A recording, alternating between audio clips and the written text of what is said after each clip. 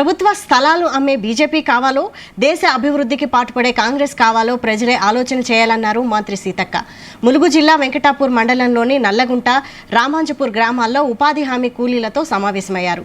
ఉపాధి హామీ పథకాన్ని సోనియా గాంధీ అమల్లోకి తీసుకొచ్చారన్నారు. 100 రోజుల పనిని బీజేపీ వచ్చాక 42 రోజులకు తగ్గించిందని మండిపడ్డారు. రాహుల్ గాంధీ ప్రధాని అయ్యాక 100 రోజుల పనితో పాటు 400 రూపాయల గిట్టుబాటు అయ్యేలా చూస్తామన్నారు సీతక్క.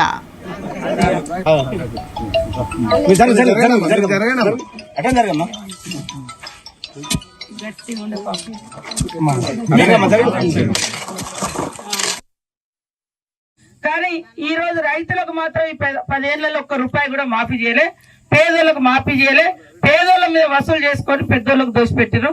కానీ కాంగ్రెస్ ఎప్పుడు కూడా ఇట్లా పేదోళ్లకు ఇండ్లు ఇవ్వాలని, ఇండ్లు పిల్లలకు మరి ఫ్రీగా చదువులు, మన మోడల్ స్కూళ్లు, కస్తూరిబాలు, కాలేజీలు, రోడ్లు, ఇవాళ ఫ్రీ కరెంటు. ఒకప్పుడు మనం చూస్తే సరే టిఆర్ఎస్ గవర్నమెంట్ లో కూడా 100 ఎకరాలు ఉన్న వాళ్ళకు కూడా రైతు బంధు పోయింది. వాళ్ళకు కూడా 100 ఎకరాలు ఉన్న వాళ్ళకు కూడా ఫామ్ హౌస్ కట్టుకుంటే ఇంత పెద్దోళ్ళకు కూడా కరెంటు ఫ్రీ ఇచ్చారు.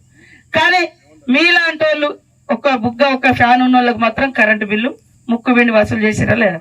కరెంటు బిల్లు కట్టకుంటే కరెంటు కట్ అయ్యేది.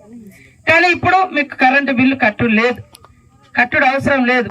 కాబట్టి చేన్ల కరెంటు ఫ్రీ, ఇండ్ల కరెంటు ఫ్రీ. మీరు అందరూ దయచేసి మన పార్టీ తరఫున బలరాం నాయక్ గారు నిలబడ్డాడు, నాకు కూడా తోడుగా ఉంటాడు.